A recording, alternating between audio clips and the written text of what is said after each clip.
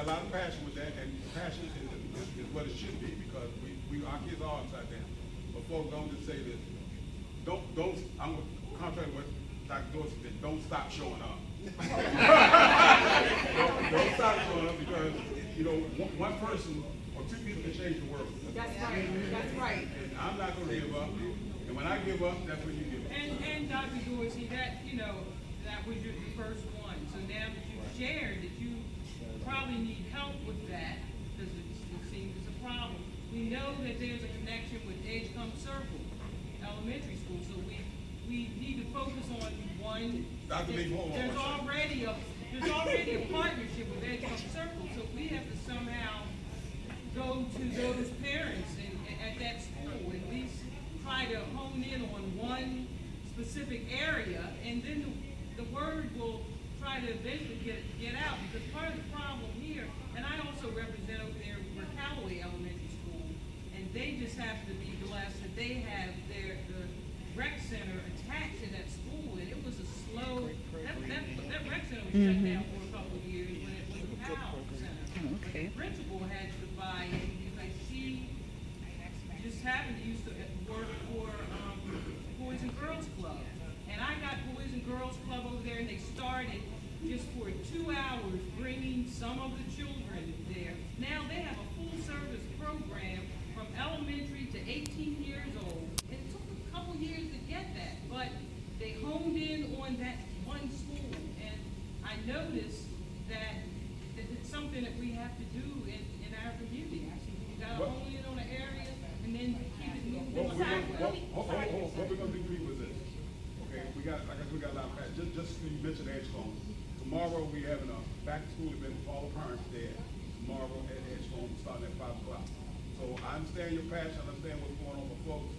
But one thing we can't do is give up.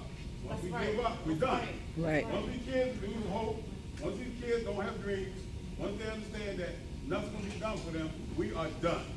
So let's not lose our dreams, let's not lose our hope. I want to mention Dahlia also. Dahlia has been at all our meetings. She's a candidate for the 41st district, for this district.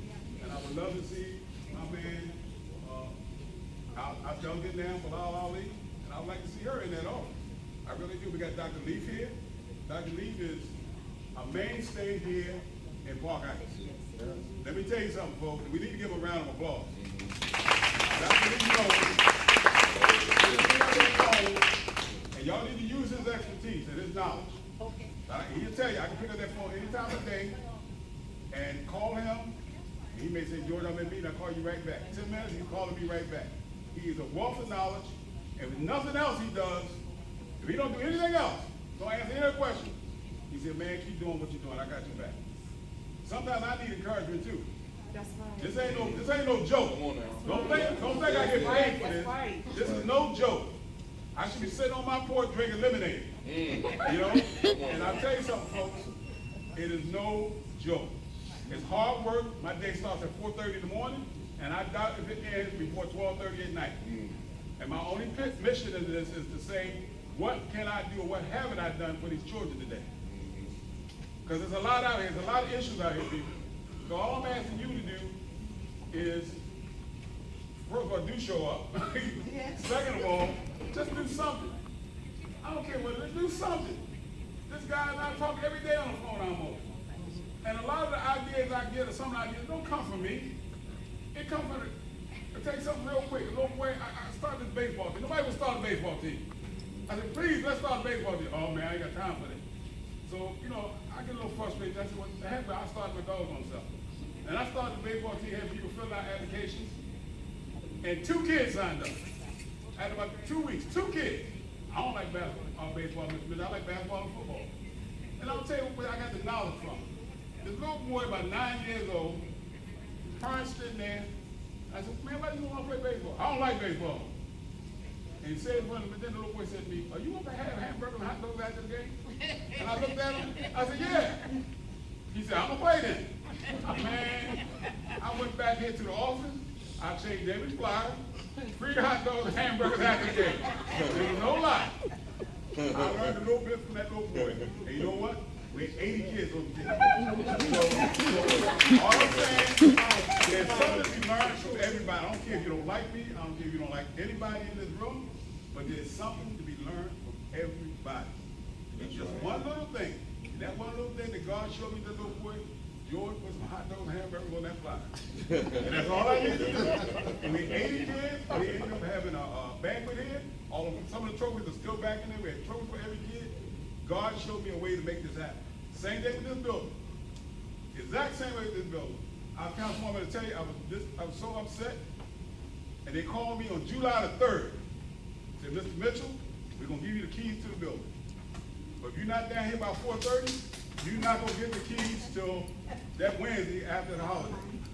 I said, you know what, I better go there and get the keys. There's no lie. Some of y'all heard this story, but it's a true story. Yes, Lord. I had just been in a real bad car accident. Didn't have no car. I was limping. And I said, Lord, how am I going to get down here to get these keys? So, y'all know what this means? Oh, Everybody know what this means? I didn't know. I really didn't know what it meant. I left out there in the Ragstown Road in Garrison, and I did like this. It was about 3 o'clock. I did like this. And I didn't know what it was, so I did like this. And the guy barely stopped. He was in this run-over car. The car was leaning to the side, and he happened to know me. He said, Joe, what are you doing out here? Everybody know I always had a car. I said, man, my car was in an accident. I said, I need to get out of town. He said, get in. He said, how much money you got? I said, well, I'll give you $10 or $15. I need to get out of town and bring me back, man, real quick. I get in the car leaning like this. So I'm looking over at the dude. He's doing like this. Every 10 minutes. I know y'all think he was doing drugs. He wasn't doing no drugs. He had been drunk and driving. And I didn't know that I was drinking driving. But he got to blow into this tube every 10 minutes to keep the car going. So I kind of looked over him like this. I said, what the heck is this dude doing? I said, man, what's the problem? He said, man, I got to blow this thing or the car don't stop. I said, well, keep blowing. So we get out there, and we pulled up in front of the city hall, and all these big people got me something. The lady, she stayed over for me. She come downstairs. She said, Mr. I'll run that, text you, I'll run that, you can sign the contract, and I'll give you the keys. She went downstairs, and she looked at me, she's like, what in the world is this dude doing? I said, honey, it's not my car. This guy, the car's still running. This guy just drove me down here. And while she's standing there, he going. I said, oh, hell, they didn't give me no keys, nothing, nigga. He gave me the keys. So I'm running back up here. I said, man, I got to get back up to the building. So all of a sudden, he said, man, where the $15? I go in my pocket, I got a 20. I said, man, you got $5 change. Why don't you just give me the whole 20? I give him the $20, come back up here, and this is God to walk into the building on July the 3rd. There was no air. There was no lights. Trash in that back was popped up to the ceiling. Everything. I called Coach Baltimore, who y'all know. I said, Coach, you need to get down and help me clean the building up. She came down July the 3rd. I made a call back down to City Hall before they left. I said, listen, there's no air in this building. There's no lights. I said, well, how am I supposed to clean the damn building up? I said, Mr. Mitchell, we had somebody out there in the morning. She called me back by 20 minutes and we had somebody back there in the morning. You know the next day was, right? July 4th. Now, like everybody else, what are you doing July 4th? And party. I had some hamburgers ready to go. My niece said we cooking ribs, and then I don't eat crab, but she said we have crab. She said, come on over by 11, 12 o'clock. They said, we'll have somebody here at 7 o'clock in the morning. And I know what they expected me to say. They expected me to say, man, I can't be there no 7 o'clock in the morning. And then they'll say, well, we tried. So I said, okay, 7 o'clock in the morning, 6:45, I'm sitting right here in this building. And the people came. We said, well, we got Ed here now. We cleaned the trash. I called one of the best supervisors in Baltimore City on the 5th, John Chalmers. Y'all know John? Mm-hmm. John Chalmers is the best guy in the city. I said, John, I need a roll off from here to put all this trash in. He said, when you need to do it? I said, I need it like now. That was on July the 5th. John put that roll off up here. We filled the roll off up in about 45 minutes. I said, John, you can pick it up. He said, you finished already? He said, yeah, but I need another one. John said, I have another one out there as soon as I pick this one up. So we worked all day. Then we not to be too much longer for. But then the water was at it. And I had some kids coming, so I said the freezer was off, the walk-in freezer was off, the walk-in cooler was off. So I said, man, we gotta get all this stuff fixed. I called the air conditioner man back. This made me come on and fix these coolers. He said, well, I ain't getting no authorization to fix no coolers. I said, I'm giving you authorization. So you gotta fix these coolers. We came in and fixed the coolers, and then we turned the water on, got the water turned on. And can you imagine this building was closed for 3 years? Could you imagine how the toilets look? Some toilets hadn't been flushed, the trash, everything was in here. So I had a girl to come in, and I said, honey, I need you to do some work for me.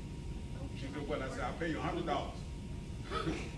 She walked in there to them toilets. She said, I quit. She said, I don't care how much you pay, I'm not doing it. So you know where to do it, right? I got some toilet brush and put some gloves on. I had to do it myself. You know? I know you wasn't gonna do it. So what happened? So what happened? We cleaned the toilets up, and then what do you think happened? We turned the water on, and all of a sudden, that area right there, the whole area came flat, crashed. Water was everywhere. See this field where we replaced the tile? Water was everywhere. So we had to clean that up. I called the plumber back and said, come here and get these pipes fixed. So that's how we went from point A to point B. But I'm saying that for a reason, B. There are lots of reasons for you to give up. I mean, anybody would have said, hey, this is too much. There are plenty of reasons for you to say no. There are plenty of things for you to say, I'm not doing this. I had all excuses in the world. And who would have known that 3 years ago, I'm trying to tell you, when we were fighting to keep this school open, and God said to me, and this Pulley and I sat right there in this office, right here in this office, and we both cried. I mean, really, tears coming down, thinking we didn't have a school for our kids. And she said, George, I'm so sorry, I don't know what to do. This was her school, man. These floors looked like glass. And she was teaching these kids. The kids were learning 3 different foreign languages. We sat right there in the office and cried. For about 20 hours, I said, Miss Pulley, I tried. She said, work.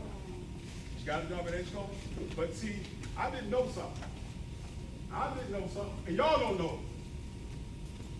God was saying to me, don't you worry about it, I got this. I had no idea that 3 years later, he was gonna make it so come back to me, so now we can do something for these kids. See, when things happen in life, you say, so why is this happening to me? Why is this going this way? God has a plan, folks. He got a plan.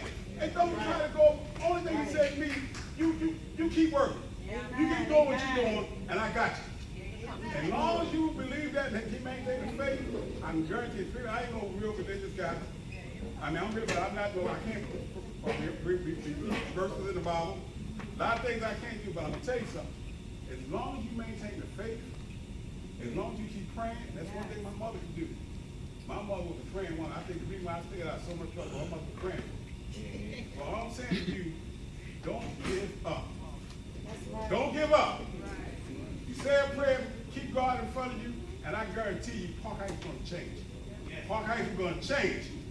And we're going to be, right here, all the people in this room, we're going to be the culprit to make it change. But don't give up. I don't care what happens, I don't care what anybody tell you. Like Sharon said, we got naysayers. They talk about Sharon, they talk about me, they talk about Loud, they talk about Ricky Spector, they talk about Will Hannah, they talk about everything, with Pearl, they talk about Miss Lee. But I tell you, I talk about Miss Simon, but I know these people hard. It's all about Jesus. They talk about Jesus. So I'm telling you, I don't care what you do, I don't care where we go, don't give up. Okay? We're going to say a prayer. Yeah, we'll read. I have one quick thing I want to say. You know, being in this building is a blessing in itself. I remember 2012 when we had a meeting here about this building closing. 2012, the first meeting here. That's when I first met Joe. I know Will Hannah was white guy, take true. But I don't want to turn my back to you. But we sat right here. We had about 80 people in this room. Councilwoman was here, Bessie was here. There were 80 people in this room. When this school was closed, we said, this school's going to, Councilwoman Spector was here. We said, this building's going to close. And we kept telling people, they're going to close, they're trying to close this building. Nobody believed. They're saying they're going to close this building. And George said, no, they ain't. I said, George, they're gonna close the door. Me and George did everything. George, they're gonna close the door. I'm saying. And George stayed the course. Went to court. He went to court, sued the school system to keep this building open for the kids. And I said, that's when I realized. I said, he's serious. He did a sentence, too, didn't he? I said, he's serious. You know,